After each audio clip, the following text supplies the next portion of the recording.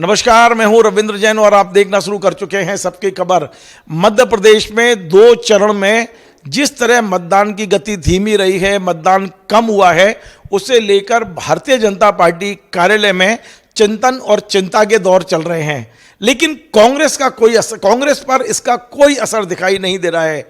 दूसरी बात यह है कि कार्यकर्ता हमें कहीं दिखाई नहीं दे रहा, ना कांग्रेस का कार्यकर्ता दिखाई दे रहा है, ना भारतीय जनता पार्टी का। आखिर 2023 नवंबर में जो चुनाव हुए थे विधानसभा के, उस समय जो सक्रियता थी, जो उत्साह था, वो उत्साह कहाँ नदारद हो गया, इसे समझने के लिए आज हमने अपने स्टूडियो में आमंत्रित किया है शिवराज जी डाभी। शिवराज जी डाभी भारतीय जनता पार्टी के आईटी सेल के चीफ रहे हैं 2016 से 2022 तक। वे तमाम सारे जो इलेक्शन मैनेजमेंट है उससे जुड़े रहे हैं। लेकिन हम ये भी समझने की कोशिश करेंगे कि जो राजनीतिक दल हैं, चाहे वो बीजेपी हो या कांग्रेस, वो अपने कार्यकर्ता पर भरोसा करने के बजाय जो मैनेजमेंट वाली कंपनियां हैं, इलेक्शन मैनेजमेंट कंपनियां हैं, उन पर ज़्यादा भरोसा करने लगी है। क्या उसके ये दुष्परिणाम है? ये जो कंपनियां बाहर से आती हैं वो कितना कार्यकर्ता और कार्यकर्ताओं के विकल्प के रूप में काम कर पाती हैं? बहुत सारे ऐसे मुद्दे हैं जो हम शिवराज जी डाभी से पूछने की कोशिश करते हैं, समझने की कोशिश करते हैं। शिवराज जी, आपका बहुत बहुत स्वागत है। आज मैंने सोशल मीडिया पे एक पोस्ट देखी और उसमें मैंने आपका एक दर्द देखा।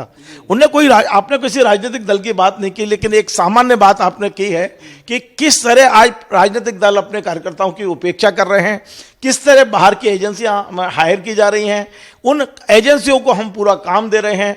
मूल कार्यकर्ता घर बैठ गया है, एजेंसियां बाजार में दिखाई देती हैं। निश्चित तौर पे आपने एक बड़ा अच्छा सुझाव भी दिया है कि या तो इन एजेंसियों को थोड़ा दूर रखा जाए, यदि एजेंसियां काम करना भी चाहती हैं तो एजेंसियों में कम से कम 50% कार्यकर्ता होना चाहिए। ये तमाम सुझाव मैंने आज सोशल मीडिया पे देखे हैं। मैं सबसे पहले इस मुद्दे पे आता हूँ। आप चूंकि भारतीय जनता पार्टी लंबे समय तक मतलब 2016 से 22 तक आईटी सेल संभालते रहे हैं और इन तमाम सारी चीज़ों से बड़े नज़दीक से जुड़े रहे हैं। कम मतदान का कारण क्या है? देखिए, क्या बताएं आपको कि जैसे हो क्या रहा है कि पहले चरण के चुनाव हुए, उसके बाद एक उम्मीद थी कि सेकंड चरण के चुनाव में पोस्टिंग परसेंटेज बढ़ेगा। काफ़ी प्रयास करे, सभी पार्टियों ने करी है। मैं किसी एक पार्टी की बात नहीं कर रहा हूँ, ना भाजपा की बात कर रहा हूँ, ना कांग्रेस की बात कर रहा हूँ। ओवरऑल इलेक्शन कमीशन भी लगा हुआ है कि ज़्यादा से ज़्यादा लोग मोबिलाइज हो और वोटिंग परसेंटेज बढ़ाए। पर आश्चर्यजनक रूप से सेकेंड फेज में भी वोटिंग परसेंटेज गिरा है। तो कई चीज़ें दिमाग में आए, कई लोग सोच रहे हैं कि ऐसा कारण क्या हो सकता है। तो मेरे को ऐसा लगता है कि जो मूल कारण लग रहा है मेरे को इसका, कि कार्यकर्ता जो है, जो हर पार्टी का एक मूल कार्यकर्ता होता है, जो ज़मीन से जुड़ा रहता है, जो बूथ पे काम करता है, वो कार्यकर्ता की एक मूल बेसिक जिम्मेदारी ये होती है कि वो वोटिंग वाले दिन पे अपने घर से आसपास के लोगों को इनकरेज करके वोटिंग कराने ले जाता है। पर वो अब दिख नहीं रहा है। अब वो ना बूथ पे दिख रहा है, ना कोई पेज प्रभारी के रूप में दिख रहा है, ना बूथ प्रभारी के रूप में दिख रहा है। तो स्वाभाविक है वोटिंग परसेंटेज कम होने का एक बहुत बड़ा कारण हो सकता है। अब मैं एक विषय जो मैंने उठाया है कि चुनाव के दौरान हम अपने जो मूल कार्यकर्ता होते हैं, जो भाजपा के संगठन को समझते हैं, उनकी रीति नीति समझते हैं, हम उनको इलेक्शन मैनेजमेंट में क्यों नहीं जोड़ सकते? क्या कारण है कि हम इतने डिपेंडेंट हो जाते हैं कि कोई बाहर की कंपनी आती है, प्रदेश की बाहर की कंपनी, कोई बड़ी कंपनी हाईफाई आएगी जिसको करोड़ों का बिजनेस होता है, टर्नओवर होता है, इलेक्शन के समय आती है, 2-3 महीने यहाँ रहती है। हर प्रदेश में ये सिचुएशन है और हर पार्टी के साथ ये कंडीशन है, रहती है वहाँ पे, अपना काम करती है, कॉलिंग सेंटर अपना सेटअप करती है, सोशल मीडिया अपना पूरी टीम सेटअप करती है, पूरा वॉर रूम सेटअप करती है, ठीक है। इसके अलावा बैनर, पोस्टर, इलेक्शन मैनेजमेंट, ये सब चीज़ें डाटा वाटा का सब फंडा करती है। अब वो तो बाहर की एजेंसी है, अब वो अपना काम करती है, अच्छी बात है, चलो वो कर रही है। वो तो निकल जाती है 2 दिन पहले, 48 घंटे पहले उनको निकल जाना पड़ता है। अब उनका तो काम हो गया, वो तो अपना एक अच्छा खासा तगड़ा पैसा निकाल के निकल जाती है। अब उनका काम हो गया। अब वोटिंग कराने जाने के लिए उनकी कोई जिम्मेदारी ही नहीं था। वो कर भी नहीं सकते, क्योंकि वो जाएंगे, किसी को बोलने जाएंगे घर घर कि भैया वोट करने जाओ, तो बोले तुम कौन? वो तो उसी को पहचानेगा ना जो लोकल कार्यकर्ता है। वोटिंग करने तो आपको इंकरेज करने के लिए तो लोकल कार्यकर्ता ही लगेगा। तो मैंने ये ऑब्जर्व किया है कि सभी पार्टियां आजकल इतनी डिपेंडेंट हो गई है इलेक्शन मैनेजमेंट एजेंसियों के ऊपर कि वो अपने मूल कार्यकर्ताओं को इग्नोर करने लगी है। और शायद एक बड़ा कारण ये भी हो सकता है कि आज कार्यकर्ता अपने आप को दरकिनार महसूस करता है और वो सोचता है कि अब वो लोग तो आए हैं, वो लोग कर ही रहे, तो हमारी ज़रूरत क्या है। तो शायद एक ये भी कारण मैंने अनुभव किया कि जो वोटिंग परसेंटेज गिरने का हो सकता है, जिसको मेरे ख्याल से सभी पार्टियों को एक विचार करना चाहिए और उस पर वापस से एक ब्रेनस्टॉर्मिंग करके सोचना चाहिए कि क्या कारण, हम वापस से ऐसे पुराने मूल संगठन में क्यों नहीं आ सकते हम लोग।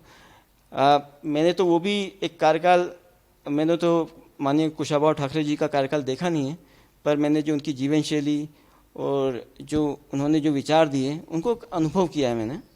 और उन्होंने एक ही चीज़ बोलते थे कि हमारा कार्यकर्ता देवी तुल्य कार्यकर्ता होता है। तो अब देवी तुल्य कार्यकर्ता की अब जो डेफिनेशन है अब मेरे ख्याल से अब बदल गई है। शिवराज जी, ये केवल 4-5 महीने में क्या हुआ? 2023 तक तो कार्यकर्ता में उत्साह था और 2024 ये अप्रैल आते आते कार्यकर्ता नदारद हो गया। नहीं, देखिए क्या होता है, 2023 के जो मामला था उसमें वाकई कार्यकर्ता को पूछा जाता था, क्योंकि क्या रहता था, शायद ये भी हो सकता है कि उस समय विधायक सभा का इलेक्शन रहता है तो विधायक की अपनी एक टीम भी रहती है। मैंने ये भी एक फैक्टर देखा है कि विधायक की अपनी एक टीम होती है तो वो विधायक की अपनी टीम लग जाती है। वो शायद हो सकता है कि जो 4-5 साल तक वो गठन होता है वो करता है, पर जब लोकसभा के चुनाव होते हैं ना तो पूरा चीज़ ड्रिवन होती है सेंट्रलाइज तरीके से। तो हो सकता है कि जो विधानसभा लेवल का कार्यकर्ता है वो अब उतना एक्टिव नहीं होगा। तो ये भी एक शायद पार्टी को एक बार देखना चाहिए कि ओवरऑल तो लोकसभा का में वही कार्यकर्ता होता है जो विधानसभा का रहता है, क्योंकि 7-8 विधानसभा जनरली रहती है एक लोकसभा में, तो क्या वो बैठ गया घर पे, उसको भी देखना चाहिए पार्टी को। दूसरा, आपने एक बात और कही है कि जो एजेंसियां हैं उनको 50% बीजेपी के कार्यकर्ताओं को, स्थानीय कार्यकर्ताओं को जोड़ना चाहिए, तभी इनको मौका दें, अन्यथा नहीं। इसके पीछे आपकी सोच क्या है? मेरी सोच ये है कि मैं ये नहीं बोलता हूँ कि हमको एजेंसी को टोटली इग्नोर कर सकते हैं। ठीक है, उनके पास टेक्नोलॉजी रहती है, उनके पास डेटा रहता है, उनके पास स्किल रिसोर्स रहते हैं, पर क्या ये हमेशा के लिए रहता है? नहीं, वो तो अपने आएंगे और चले जाएंगे। उनके भी लोग आएंगे, जो लोग काम करते हैं वहाँ पे, आज ABCD पर्सन काम कर रहा है तो वो एजेंसी कल से दूसरी एजेंसी में काम शुरू कर देगा, तो वो नॉलेज लेके दूसरे का चले गया। भाई कार्यकर्ता तो हमेशा साथ में रहेगा ना पार्टी के।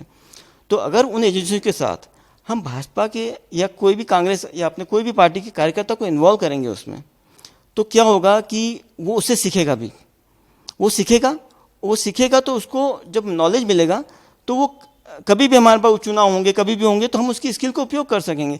अब हम भी पॉलिसी बनाते हैं नेशनल लेवल पे। अब इन्फोसिस और TCS आया तो हम ये नहीं बोलते कि हमारे लोकल के मध्य प्रदेश के वहाँ पे लोग इतने एम्प्लॉय होना चाहिए, तो पार्टी में क्यों नहीं हो सकता ये काम? आज TCS को, हम इन्फोसिस को बोलते हैं कि 70% हमारे मध्य प्रदेश के एम्प्लॉयज़ होना चाहिए। हमारी पार्टी भी क्यों नहीं वो कंडीशन डाल देती कि तुम आओ काम करो, उसमें 50% करीब हमारे कार्यकर्ता होना चाहिए, वो काम करेंगे आपके साथ, आपका सहयोग करेंगे और आप उसके बाद वो कंटिन्यू करेंगे। शिवराज जी, एक और महत्वपूर्ण सवाल यह है, मैं नॉलेज ट्रांसफ़र की बात कर रहा हूँ। नॉलेज ट्रांसफ़र नहीं होता है हमारे यहाँ, नॉलेज आता है चले आता है और नॉलेज ट्रांसफ़र और रिपोजिटरी नहीं हो पाती। ये एक बड़ा चैलेंज है हमारे लोगों के साथ, पार्टियों के साथ। शिवराज जी, एक बड़ा महत्वपूर्ण सवाल यह है कि देखिए, मध्य प्रदेश में जो लोकसभा चुनाव से पहले एक माहौल दिखाई दिया। एक तो कांग्रेस में बहुत जबरदस्त हताशा थी क्योंकि बहुत बुरी तरह हारे थे, और लोकसभा चुनाव में कांग्रेस के पास कुछ खोने के लिए नहीं है जरा सा, क्योंकि वो तो 28 सीट हारे बैठे हुए हैं।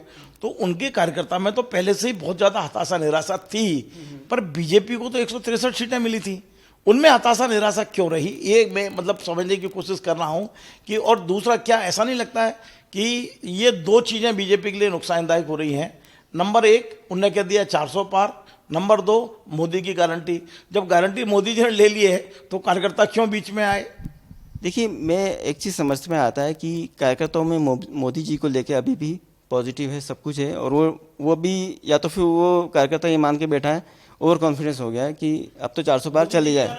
हाँ, तो अब क्या होता है, कई बार क्या होता है कि आपको जब ओवर कॉन्फिडेंस भी हो जाता है या फिर ऐसा लग जाता है कि अब आराम से हो जाएगा सब चीज़ें, तो कार्यकर्ता थोड़ा निष्क्रिय हो ही जाता है उस केस में। तो मेरे ख्याल से जो मैं समझ रहा हूँ कि कार्यकर्ता भाजपा को चाहती है और मोदी जी को 40+ लाना चाहती है, पर क्या पता वो समीकरण ऐसे बन रहे हैं कि शायद हो सकता है कि उनको ये लगता है कि हम नहीं भी देंगे तो वो जीत जाएंगे। एक ये सोच जो हो गई है ना, ये बड़ी नुकसानदेह हो रही है यहाँ पे। मतलब उनको लगता है कि मैं नहीं आ रहा तो वो तो वोट देके जा रहा है। और दूसरा एक ये भी हो गया कि पहले जो मार्जिन मिला था ना लोकसभा में हमको 3 लाख 4 लाख, तो एक सोच ये भी आ जाती है कई बार कि ठीक है, 1-2 लाख का मार्जिन कम हो जाएगा पर हमारा कैंडिडेट जीत जाएगा।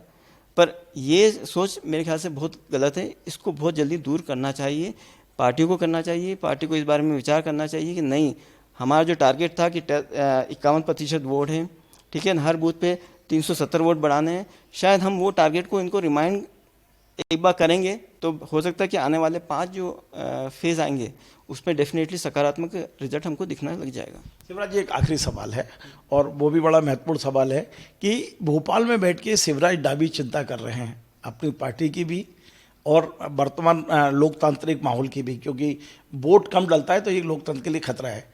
तो दिल्ली में बैठे हुए बड़े बड़े चिंतकों को चिंता क्यों नहीं है? बस क्योंकि आपको इतनी चिंता है, आप सोशल मीडिया पे बड़ा उससे लिख रहे हैं, और मैं तो ये भी कहूँगा एक लाइन बढ़ के कि आपने अपने दायरे को थोड़ा सा लांघ के लिखा है। जो आप नहीं कहना चाहते थे उसको भी आप कहने की कोशिश कर रहे हो। एक तरह से आप पार्टी के नेताओं को झचकोर कर, कहते ना, एकदम हिलाकर जगाने की कोशिश कर रहे हैं। तो आपको यहाँ चिंता है, दिल्ली में बैठे हुए लोगों को इतनी चिंता क्यों नहीं है? अब तो 2 दौर हो गए, आपको लगता है कि ये सारी कवायद का असर तीसरे दौर में दिखाई देगा? देखिए, ऐसी बात नहीं है। अमित शाह जी अचानक से आए, देर रात तक आए, तो उन्हें भी चिंता है इस चीज़ की। तभी तो वो आए कि इस तरह के डैमेज को हम किस तरह से कंट्रोल कर सकें, उसको रेक्टिफाई कर सकें। तो उन्हें चिंता जरूर है।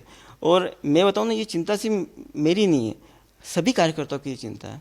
और मेरे ख्याल से मैंने तो सभी कार्यकर्ताओं की एक कॉमन जो भावना होती है, फीलिंग्स होती है, उसको एक मैंने एक्सप्रेस किया है। और मेरे ख्याल से हो सकता है कि मेरे कुछ एक्सप्रेशन से एक मैसेज जाए, और हो सकता है कि पार्टी कुछ अच्छा सकारात्मक नीतियाँ लेके आए कि इलेक्शन मैनेजमेंट के समय हमें इन कार्यकर्ताओं को इन्वॉल्व करना चाहिए, इन कार्यकर्ताओं को हमको तैयार करना चाहिए, इनको प्रशिक्षण देना चाहिए, और एक परमानेंट केडर, स्किल्ड रिसोर्स हमको पार्टी के अंदर ही तैयार करना चाहिए।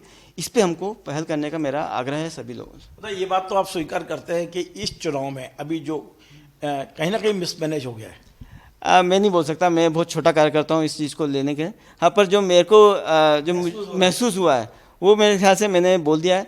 मैं किसी व्यक्तिगत या किसी पार्टी पे की कोई ऑब्जेक्शन ले रहा हूँ। शायद अगर एक्सप्रेस नहीं करता तो मेरे अंदर ये हमेशा एक फीलिंग रह जाती कि शायद मैं उस समय एक्सप्रेस कर देता तो अच्छा रहता।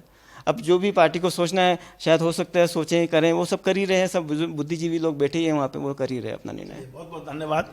तो आप थे भारतीय जनता पार्टी के पूर्व IT सेल के जो चीफ रहे मध्य प्रदेश के, शिवराज डाबी जी, जिन्होंने बड़ी स्पष्टता के साथ कहा है कि यदि आज मैं नहीं बोलता तो मुझे अफसोस होता। समय रहते हुए उन्होंने बात कही है, पार्टी को जगाने की कोशिश की है, संगठन में एक मैसेज भेजने की कोशिश की है, और उनका कहना है कि नहीं, कार्यकर्ता प्रथम होना चाहिए, और ये जो इलेक्शन मैनेजमेंट जो कंपनियां हैं उन्हें हम सेकेंडरी रखें। यदि हम उनके भरोसे रहेंगे तो वही होगा जो आज हमें देखने को मिल रहा है, जो पूरी पार्टी के लिए चिंता और चिंतन का विषय बन गया है।